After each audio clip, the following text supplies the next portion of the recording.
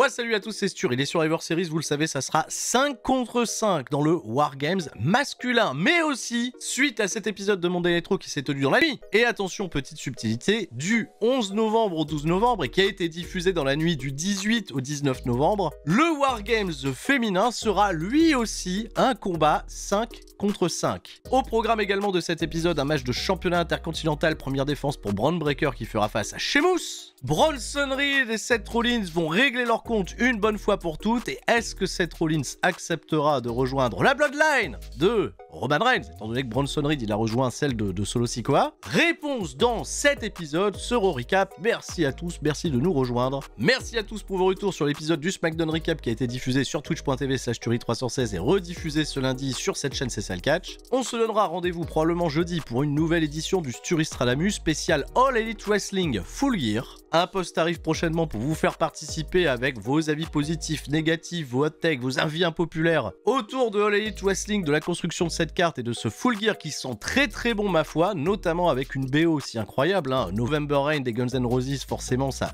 aide. Je suis désormais un peu plus tranquille pour mes week-ends puisque niveau catch français ça se calme, mon planning ça ne reprendra qu'à partir du mois de décembre. Ce week-end j'ai posé ma voix sur le dernier show de la CACC Bad Zone qui est disponible sur leur chaîne YouTube et je vous invite bien évidemment à aller voir l'incroyable combat qui a opposé Aigle Blanc au jeune TLB, et j'étais présent IRL du côté de Rennes et vous avez été nombreux à me soutenir dans ma quête de pouvoir du côté de Rix Catch, où je me suis employé par tous les moyens pour faire régner une certaine justice arbitrale. Et visiblement je me débrouille mieux qu'un certain Michel B, hein, Michel B, voilà, non, il sera pas là, il est toujours pas là, bon non. Toi la blague vivante là, tu dégages de mon ring et tu...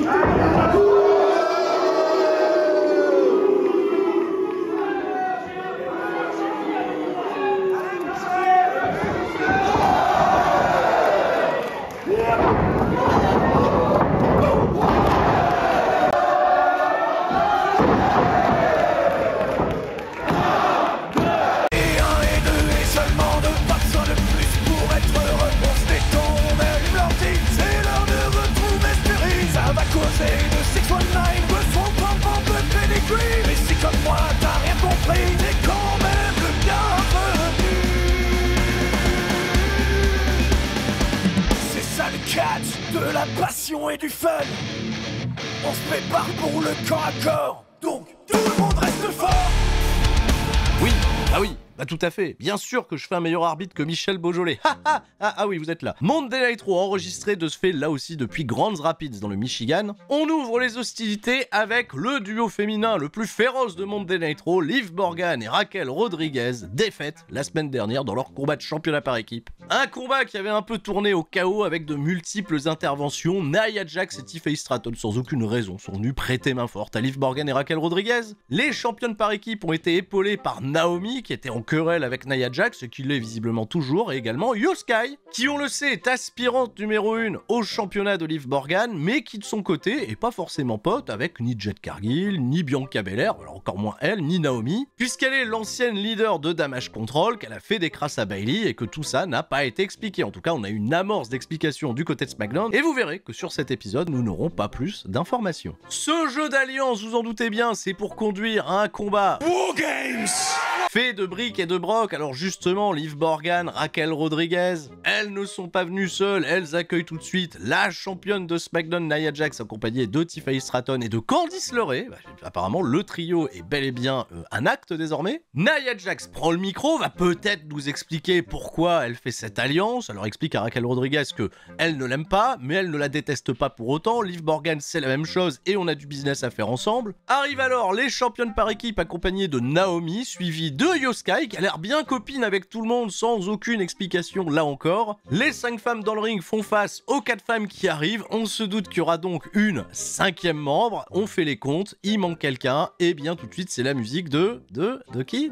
Alors oui, dans ma tête j'espérais Bayley. Bayley ça pourrait expliquer quelque chose, ça pourrait raconter un truc intéressant vis-à-vis de Io Sky, vis-à-vis de ses amitiés, de ses trahisons. Non pas du tout.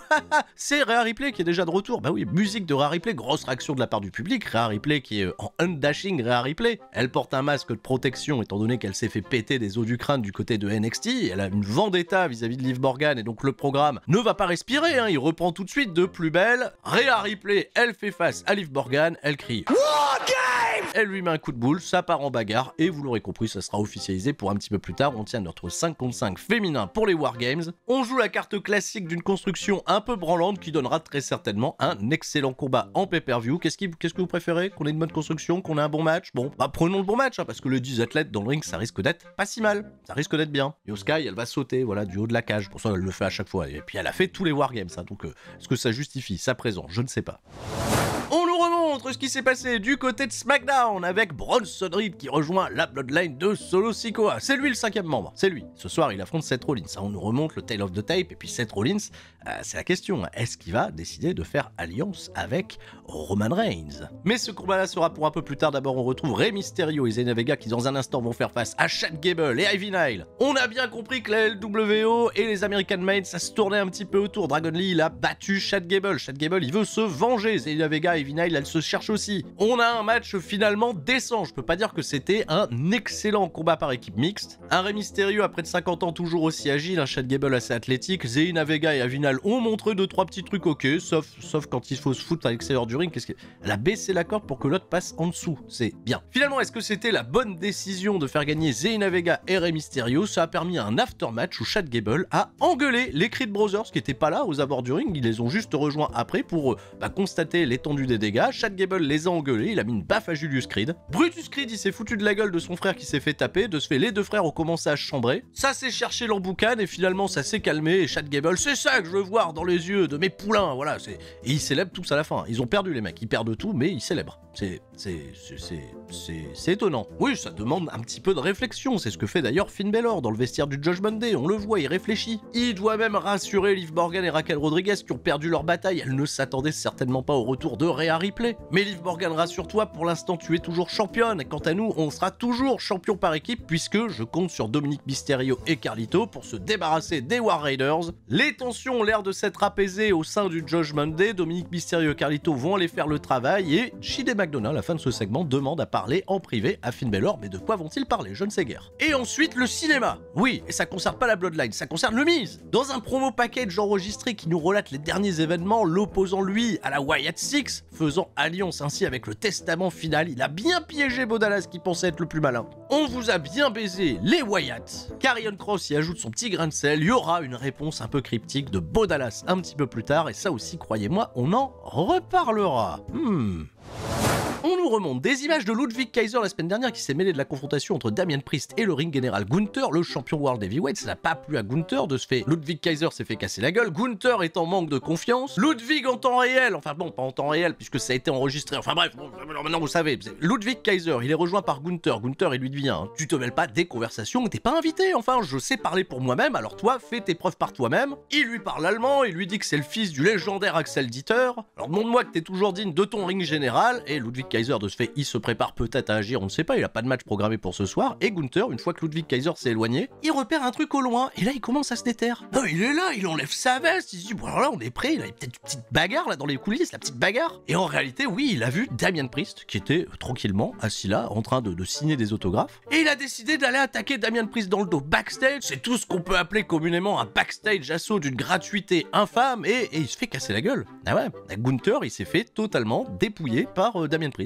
Ah ouais, mais non, mais celui qu'on appelait le Compéon, il est là, il se dresse au-dessus de lui, il lui fait alors là, t'es peut-être le ring général des rings, mais moi je suis le roi de la rue, frère, tu peux pas me prendre à mon propre jeu. Il y a Adam Pearce qui arrive, qui fait qu'est-ce qui se passe ici? Bah non, celui là, il est con, là, il a essayé de m'attaquer, il s'est un véritable gros manque de confiance côté Gunther, hein, qui s'est vraiment fait, il a perdu la bagarre. Il est arrivé, j'ai perdu la bagarre. En revanche, la question que tout le monde se pose, c'est est-ce que Sheamus va perdre la bagarre pour le championnat intercontinental détenu par Bron Breakker? C'est tout de suite, c'est maintenant, les deux catcheurs font leur entrée, ils se font face et dans une lutte plutôt brouillonne par endroits. Oui, j'ose utiliser le terme brouillon parce qu'il y a pas mal de moves qui n'ont pas reçu la meilleure des exécutions. Ça n'en restait pas moins une lutte intense pour ce championnat intercontinental qui va durer un peu plus de 13 minutes. Physicalité, fighting spirit avec un Sheamus qui ne veut absolument rien lâcher, peut-être dépassé par moments par la fougue et la jeunesse de Bron Breakker. Incroyable séquence à la suite du Frankensteiner de Bron Breakker porté sur Sheamus, il l'attendra pour une spear qui sera contrée par un running knee. Incroyable impact qui ne recevra qu'un compte de 2, le Brock Kick va être contré par une spear, mais Sheamus va avoir l'intelligence d'esprit de rouler vers l'extérieur du ring, ce qui amènera un finish par disqualification puisque Bron Breakker, qui voulait faire le tour pour aller attaquer Sheamus, va se faire intercepter par Ludwig Kaiser Kaiser qui voulait se faire un nom pour lui-même, comme lui a dit Gunther un petit peu plus tôt, et qui va causer la disqualification de Sheamus. Mais il va également faire son petit tour de ring, lui, pour aller porter un dropkick dans le genou de Sheamus qui va se coincer dans l'escalier comme il a l'habitude de faire. C'est Ludwig Kaiser qui va rester debout à la fin de ce segment et qui prend désormais Sheamus et Bron Breakker en chasse pour le championnat intercontinental. Sheamus, Bron Breakker et Ludwig Kaiser, on reste un petit peu coincé sur un programme qu'on avait déjà eu il y a quelques mois. Bon, c'est pas grave,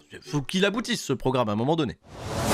Ah, c'est pas le fil rouge. C'est pas exactement le fil rouge. On va pas parler que de ça ce soir. Il n'y a pas eu véritablement de fil rouge, mais bon, c'était à l'esprit de tout le monde. Seth Rollins, backstage, est rejoint par Jey Uso, Jimmy Uso et Sami Zayn. On le force à prendre une décision. Allez, tu veux pas être le 5e membre là? Il y a aucune référence au fait que Paul Heyman, il a pas décroché le téléphone. Roman Reigns, il est pas là visiblement. Seth Rollins, il entend parfaitement les mots de Sami, de Jey, de Jimmy. Il dit même qu'il est OK avec chacun des trois, parce que bon, ils ont des arguments quand même. Seth Rollins, il a accepté par exemple de faire équipe avec Cody Rhodes, alors qu'ils avaient feudé pendant quasiment l'intégralité de l'année 2023. Seth Rollins, la seule chose qui l'empêche d'agir dans ce programme, c'est de faire équipe. Une fois de plus, il le redit bien, avec un tyran comme Roman Reigns, et je peux le comprendre. Mais bien sûr que je peux le comprendre. Déjà, Roman Reigns, s'il était si intéressé d'avoir Seth Rollins de son côté, pourquoi lui fait pas l'effort de venir à Monday Night Raw pour lui demander? Ah, peut-être que ça va être ça le climax final, il faut que Roman Reigns se déplace. En tout cas, Seth Rollins ne l'a pas affirmé, il l'a pas demandé. Mais bon, Seth Rollins, on le retrouvera plus tard face à Bronson Reed, et je me dis, tiens,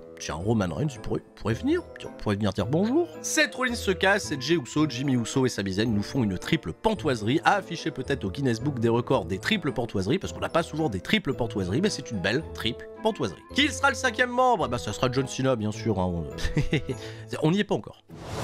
C'est le moment pour Carlito et Dominic Mysterio de faire leur arrivée au ring. Dans un instant, ils vont affronter Ivar et Eric, les War Raiders. Mais pas tout de suite. D'abord, on part à la pub, retour de pub, un vidéoclip. Pour nous hyper et nous impliquer émotionnellement derrière Dakota Kai.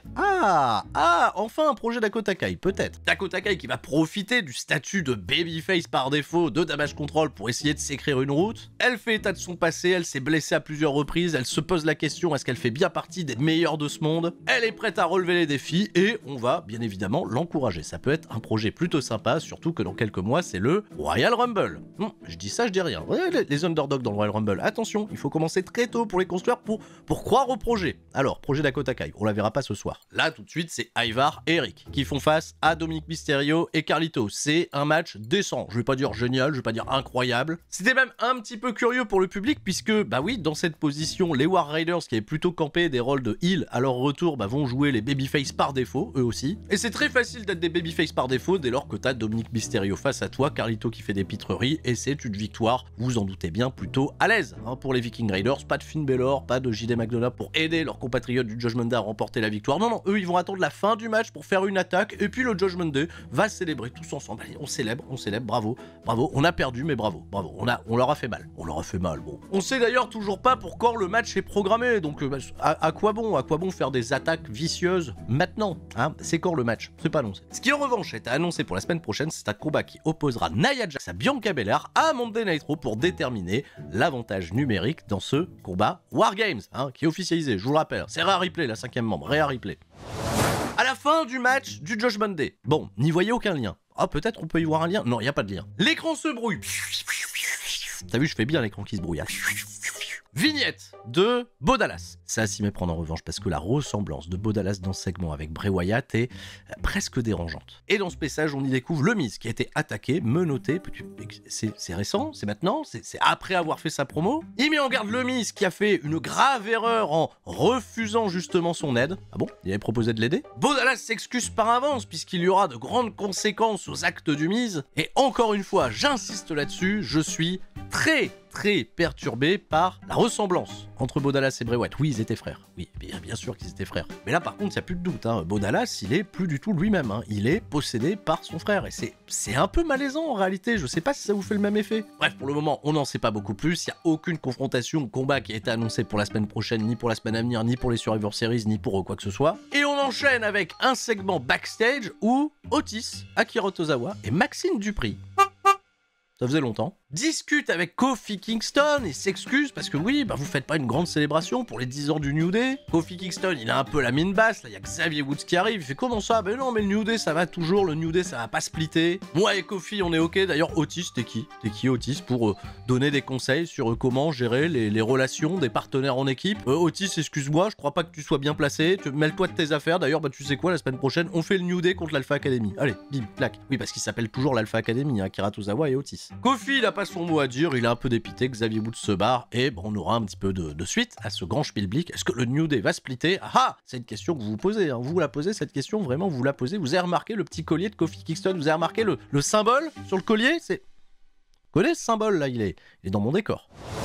Eh bien parlons de symbole, on va tout de suite au main event. Bronson Reed contre Seth Rollins. Ils ont attendu sagement que la cloche sonne avant de se foutre sur la gueule. Oh, bon ça va, ils avaient des bonnes gueules de déter, hein, ils voulaient en découdre. Et le match va tout de suite commencer dans le chaos puisque la Bloodline de Solo Sikoa, Tama Tonga, Tonga Loa et Jacob Fatu sont aux abords du ring et se font, bah oui, attaquer immédiatement par Jey Uso, Jimmy Uso et Sami Zayn. La bagarre se délocalise dans le public, puis on les reverra plus. Et on va assister comme ça tranquillement à 17 très bonnes minutes d'action où Seth Rollins va absolument tout donner pour essayer de venir à bout de Bronson Reed et à chaque fois qu'il fait des efforts, à chaque fois qu'il sort les gros trademarks, ça fait au mieux des comptes de 2, des fois des comptes de 1 et c'est très frustrant. J'ai adoré toute la construction qu'il y a eu pour Seth Rollins qui a essayé de passer son pedigree tant bien que mal et quand il l'a passé, c'était encore une fois seulement le compte de 2. Pas mal d'innovations également dans le catch de Bronson Reed qui va d'ailleurs surprendre Seth Rollins avec un brainbuster là aussi pour un compte de 2. La chimie est bonne, la performance frôle le grandiose et dans un élan de courage, Seth Rollins va réussir à porter son stomp, non pas pour faire le tomber derrière, il va aller chercher un super stomp depuis la 3e corde dans la foulée, mais là, posté sur cette 3e corde, il aperçoit sur la table des commentateurs arrivé de nulle part Solo Sikoa. Le leader de l'équipe qui a rejoint Bronson Reed vient mettre du rififi dans l'air et provoquer la distraction fatale pour Seth Rollins puisque derrière, Bronson Reed capitalisera avec un Death Valley Driver, 2 Senton Bomb puis un tsunami. Pour le compte de 3, il va célébrer aux côtés du leader de la Bloodline, pas la nouvelle, hein,